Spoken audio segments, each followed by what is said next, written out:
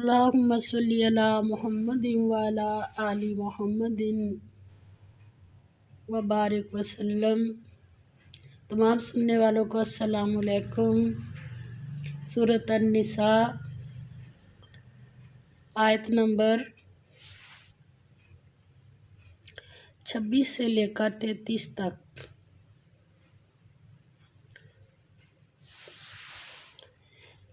اعوذ باللہ من الشیطان الرجیم، بسم اللہ الرحمن الرحیم۔ یریدو چاہتا ہے کون، اللہ لیبین کہ بیان کرے، کس کے لیے، لکم تمہارے لیے، ویہدی اور چلائے، کم تمہیں، سنن طریقوں پر، الذین ان لوگوں کے جو، من قبلکم پہلے سے تمہارے، ویتوب اور مہربانی کرے، علیکم تم پر، واللہ اور اللہ، علیم جاننے والا، حکیم حکمت والا۔ واللہ اور اللہ، یرید چاہتا ہے، ان یہ کہ، یتوب مہربانی کرے، علیکم تم پر، ویرید اور چاہتے ہیں، الذین وہ لوگ جو، یتبعون پیچھے چل رہے ہیں، الشہوات خواہشوں کے، ان کے، تمیلو تم جھک جاؤ یا ہٹ جاؤ، میلن ہٹ کر یا بھٹک کر، عظیمہ بہت دور۔ یرید چاہتا ہے، اللہ ان یہ کہ، یخفف ہلکا کرے بوجھ، عنکم تم سے، وخلق اور پیدا کیا گیا، الانسان انسان، ضعیفہ کمزور۔ اللہ تعالیٰ فرماتے ہیں، اللہ اپنا منشا بتا رہا ہے۔ اللہ تعالیٰ فرماتے ہیں، اللہ چاہتا ہے کہ اپنی آیتیں تم سے کھول کھول کر بیان فرمائے اور تم کو اگلے لوگوں کے طریقے بتائے اور تم پر مہربانی کرے، اور اللہ جاننے والا اور حکمت والا ہے۔ اور اللہ تو چاہتا ہے کہ تم پر مہربانی کرے، دوسری بار آ گیا۔ اور جو لوگ اپنی خواہشوں کے پیچھے چلتے ہیں، وہ چاہتے ہیں کہ تم سیدھے رستے سے بھٹک کر دور جا پڑو۔ اللہ چاہتا ہے کہ تم سے بوجھ ہلکا کرے، اور انسان طبعاً کمزور پیدا ہوا ہے۔ اب جو احکام اوپر بیان ہوئے ہیں، ان کا مقصد یہ ہے کہ فلاح کامرانی کی اس راہ پر چلو جس پر تم سے پہلے نیک لوگ چلے، اور وہ راہ تم پر کھول کر بیان کر دی گئی، اور معاشرتی احکام میں خود ساختہ جکڑ بندیاں نہ ہوں، بلکہ اللہ نے جو آسانیاں پیدا کی ہیں، ان کو اختیار کرو، کیونکہ منافقین اور جہلہ کو اسلام کی یہ اصلاحات ناگوار ہیں۔ جن معاشرتی برائیوں میں تم مبتلا ہو، ان سے آئندہ تائب ہو جاؤ، افراط و تفریط سے بچ کر اعتدال کا رویہ اختیار کرو، اور نفس پرستی میں بے لگام نہ ہو جاؤ۔ ان معاشرتی برائیوں سے خاندانی زندگی پاک نہیں ہو سکتی جب تک خاندان کے تمام افراد دیانتدار اور راست باز نہ ہوں، لہٰذا آپس میں ایک دوسرے کے مال ناجائز طریقے سے نہ کھاؤ۔ البتہ ملی جلی تجارت ہو تو باہمی رضامندی سے ہر آدمی اپنا حصہ لے سکتا ہے۔ اب ہم دیکھ لیتے ہیں، اللہ تعالیٰ فرماتے ہیں، یا ایھا الذین، اے لوگو جو آمنو ایمان لائے ہو، لا تأکلوا نہ کھاؤ، اموالکم مال اپنے، بینکم درمیان اپنے، بالباطل ساتھ باطل کے، الا مگر ان یہ کہ تکونا ہو تجارتاً تجارت۔ اس میں بھی ایک اصول بتا دیا اللہ نے، ان سے رضامندی منکم تمہاری آپس کی، یعنی تجارت کے ذریعے کھا سکتے ہو، مگر تجارت جو ہے نا اس میں رضامندی ضروری ہے، اور اگر نہیں رضامندی کرتے تو آگے اللہ تعالیٰ فرماتے ہیں کسی کی مجبوری سے فائدہ اٹھا کے چیز خریدنی یا بیچنی، یہ چیزیں جو ہیں یہ ٹھیک نہیں ہے، اس سے منع کیا ہے۔ اور کیا کہا، ولا اور نہ تقتلو تم قتل کرو انفسکم جانو اپنی کو، یعنی اگر تم اپنے بھائی کو مسلمان کو دھوکہ دیتے ہو، مالی نقصان دیتے ہو تو یہ قتل نفس ہی ہے۔ اور اپنی جانوں کو کیوں کہا کہ مسلمان ہو نہیں سکتا جب تک وہ چیز پسند نہ کرے جو اپنے بھائی کے لیے پسند کرتا ہے۔ مومن کی یہ ایک قید لگا دی اللہ نے کہ مومن اس وقت تک ہو ہی نہیں سکتا، اور مومن کبھی چاہے گا کہ میں قتل ہو جاؤں؟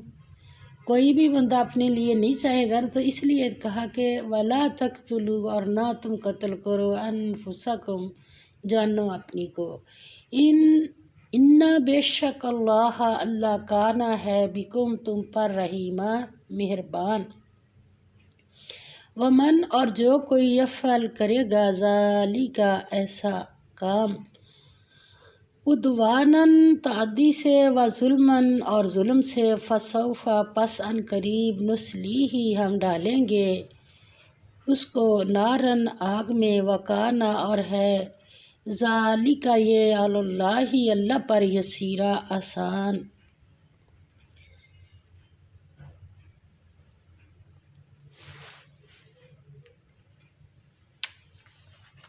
فرمایا مومنو ایک دوسرے کا مال ناحق نہ کھاؤ، ہاں اگر آپس کی رضامندی سے تجارت کا لین دین ہو اور اس سے مالی فائدہ حاصل ہو جائے تو وہ جائز ہے، اور اپنے آپ کو ہلاک نہ کرو، کچھ شک نہیں کہ اللہ تم پر مہربان ہے، اور جو تعدی اور ظلم سے ایسا کرے گا ہم اس کو عن قریب کہاں کریں گے، جہنم میں داخل کریں گے، اور یہ اللہ کو آسان ہے۔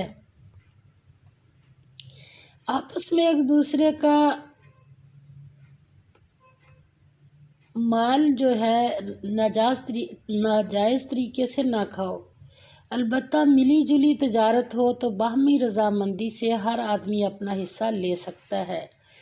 آپس میں ایک دوسرے کا قتل نہ کرو، کسی مسلمان بھائی کا ناحق خون بہانا تم پر حرام ہے، اگر کوئی ظلم و زیادتی سے کسی کی جان مال کو نقصان پہنچائے گا تو اس کی سزا جہنم ہے۔ اور باطل طریقے سے مال کھانے میں کیا کیا آتا ہے، باطل سے مال کھانے کے کئی طریقے ہیں، مختصر جس طریقے سے مال کمانے سے قرآن و سنت میں منع کیا گیا ہے وہ سب باطل ہیں۔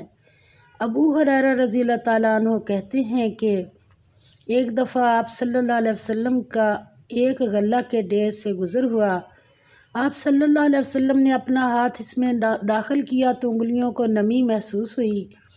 آپ صلی اللہ علیہ وسلم نے پوچھا اے غلے والے یہ کیا؟ وہ کہنے لگا یا رسول اللہ صلی اللہ علیہ وسلم بارش ہو گئی تھی۔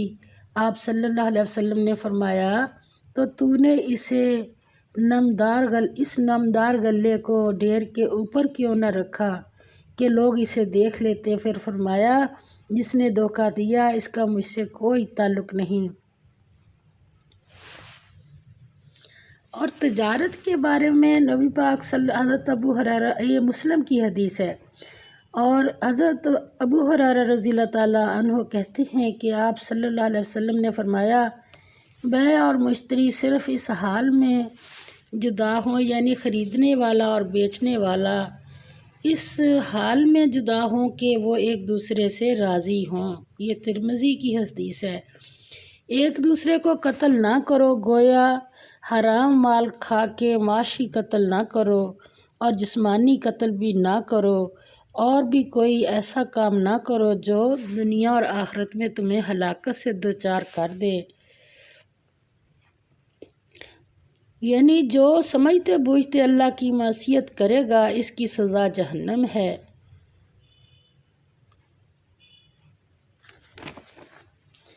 آگے اللہ تعالیٰ فرماتے ہیں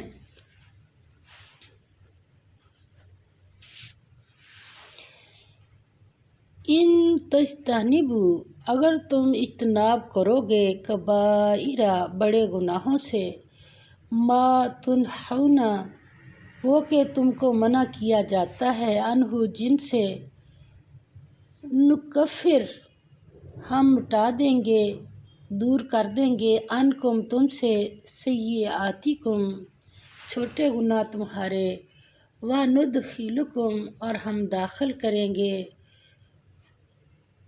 کم تمہیں، مدخلاً مکانوں میں، کریمہ عزت کے، ولا اور نہ تتمنوا تمنا کرو، ما اس چیز کی کہ فضل اللہ فضیلت دی اللہ نے، بھی ساتھ جس کے، بعضکم بعض تمہارے کو، علی بعض بعض پر، للرجال لیے مردوں کے، نصیب ثواب ہے، مما اس میں سے جو، اکتسبوا انہوں نے کمایا، وللنساء اور لیے عورتوں کے، نصیب ثواب ہے، مما اس میں سے جو، اکتسبنا کمایا انہوں نے، وسالو اور مانگتے رہو، اللہ سے، من فضلہ اس کا فضل، ان اللہ بے شک اللہ، کانا ہے، بکل شیء ساتھ ہر شیء چیز کے، علیما واقف۔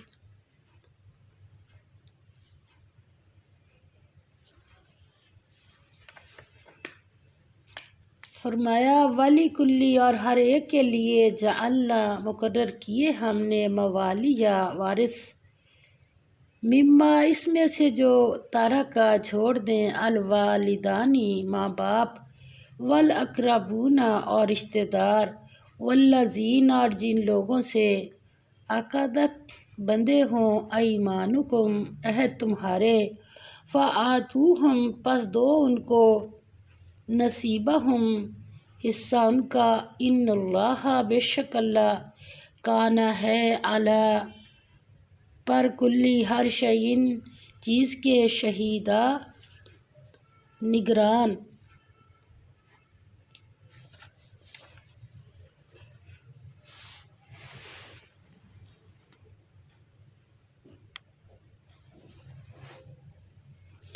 فرمایا اے ایمان والو، آپس میں ایک دوسرے کے مال باطل طریقوں سے نہ کھاؤ، الا یہ کہ تمہاری باہمی رضامندی سے آپس میں لین دین ہو، اور اپنے آپ کو قتل نہ کرو، بلا شبہ اللہ تم پر مہربان ہے، اور جو شخص ازرائے ظلم و زیادتیہ سے کام کرے گا، ہم جلد ہی اسے جہنم میں ڈال دیں گے، اور اللہ کے لیے کوئی مشکل کام نہیں۔ تم اگر بڑے بڑے گناہوں سے بچتے رہو تو ہم تمہاری چھوٹی برائیوں کو دور کر دیں گے، اور تمہیں عزت کی جگہ داخل کریں گے، اور جو اللہ نے تم میں سے ایک کو دوسرے پر فضیلت دی ہے تو اس کی ہوس نہ کرو۔ سلمہ رضی اللہ تعالیٰ عنہا سے روایت ہے کہ انہوں نے کہا، مرد غزوات میں شامل ہوتے ہیں جبکہ عورتیں شامل نہیں ہوتیں، اور اس لیے عورتوں کے لیے نصف میراث ہے۔ تو آگے اللہ تعالیٰ فرماتے ہیں، جو اللہ نے تم میں سے ایک کو دوسرے پر فضیلت دی ہے تو اس کی ہوس نہ کرو، یعنی عورتوں کے سوال پہ کہ مردوں کو دوہرا حصہ ملتا ہے، عورتوں کو کہہ رہا، مردوں کے لیے ان کی کمائی کے مطابق ان کا حصہ ثواب ہے، اور عورتوں کے لیے ان کی کمائی کے مطابق ان کا حصہ ہے، ہاں اللہ سے اس کے فضل کی دعا مانگتے رہا کرو، یقیناً اللہ ہر چیز کو خوب جانتا ہے۔ اور جو کچھ ترکہ والدین یا قریبی رشتہ دار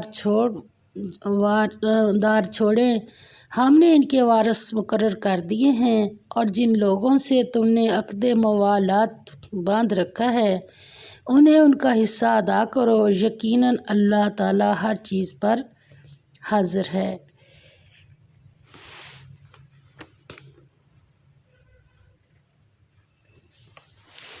سیدنا عباس رضی اللہ تعالیٰ عنہ فرماتے ہیں کہ موالی سے مراد وارث ہیں۔ مہاجر اپنے انصاری بھائی کا وارث ہوتا اور انصاری کے رشتہ داروں کو ترکہ نہ ملتا، کیونکہ نبی نے مواخات کرا دی۔ پھر جب معیشت سنبھلی تو یہ آیت اتری، والی کلی جعلنا موالیا، تو آپ ایسے بھائیوں کو ترکہ ملنا موقوف ہو گیا۔ والذین عقدت ایمانکم سے مراد وہ لوگ ہیں جن سے قسم کھا کر دوستی اور خیر خواہی کا عہد کیا جائے، ان کے لیے ترکہ نہ رہا، البتہ وصیت باقی رہی۔ یہ بخاری کی حدیث ہے۔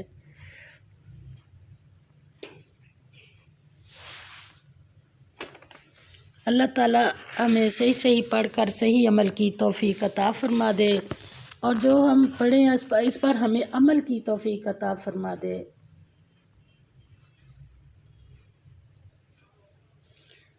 اور کبیرہ گناہوں میں یہ 3 باتیں شامل ہیں: کسی کی حق تلفی کرنا، اللہ کے حقوق اور بندوں کے حقوق میں بھی اس میں شامل ہیں، اللہ سے بے خوف ہو کر بدی کو جھٹائی سے نیکی بنا کر کرنا،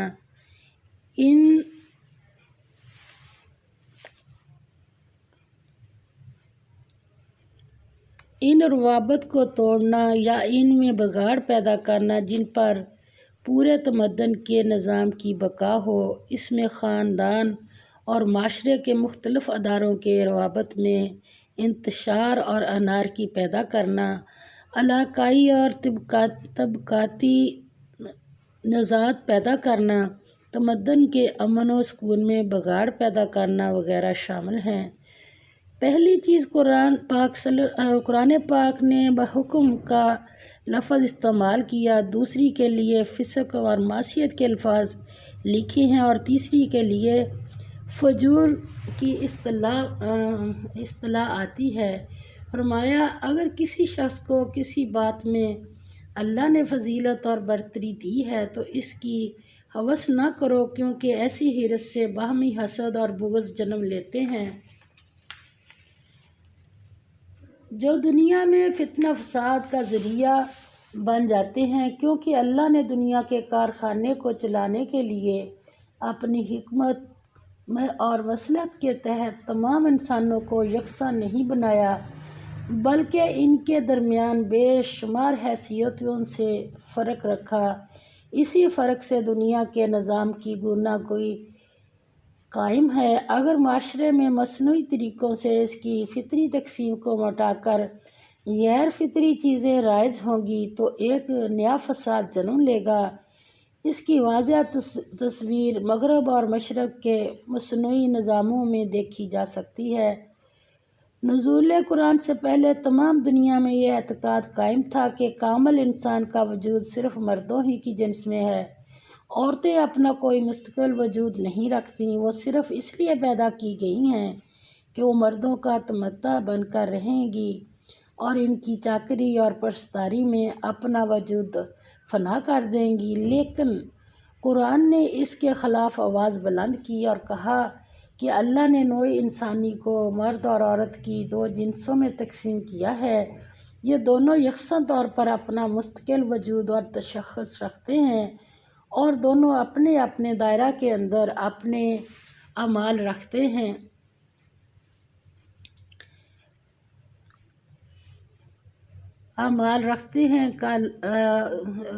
کارگاہ ہستی کے لیے جس طرح ایک جنس ضروری ہے، اسی طرح دوسری جنس کی بھی ضرورت ہے۔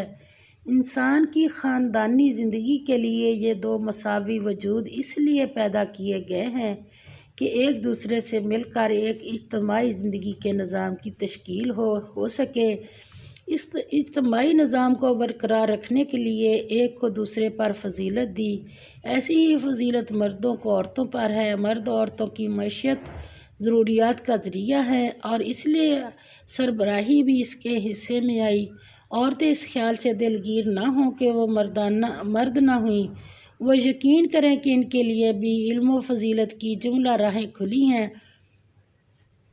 فرمایا مردوں اور عورتوں کے حصے مقرر ہیں، جیسا کچھ وہ کریں گے اس کے مطابق ان کو اجر ملے گا، کسی قسم کی کمی نہیں کی جائے گی۔ ان کے لیے ضروری ہے کہ وہ کیا کریں؟ پھر ایک دوسرے سے بڑھ کر اچھے کام کریں، اللہ کے ہاں وہ یکساں اجر کے مستحق ہوں گے۔ آخر میں فرمایا کہ مرنے والوں کے مال میں وارثوں کا حصہ ہے، خواہ وہ والدین ہوں یا رشتہ دار یا جن سے خاص طور پر کوئی عہد و پیمان ہوا ہو، انہیں بھی کچھ ملنا چاہیے۔ بے شک اللہ ہر چیز پر گواہ ہے۔ اللہ تعالیٰ یہ خاندانی نظام اللہ نے جتنا کھول کھول کے ہمارے لیے بیان فرمایا ہے، ہم اس کو دھیان میں رکھ کے اپنی زندگیاں گزاریں۔ وآخر دعوانا ان الحمد للہ رب العالمین، آمین یا رب العالمین۔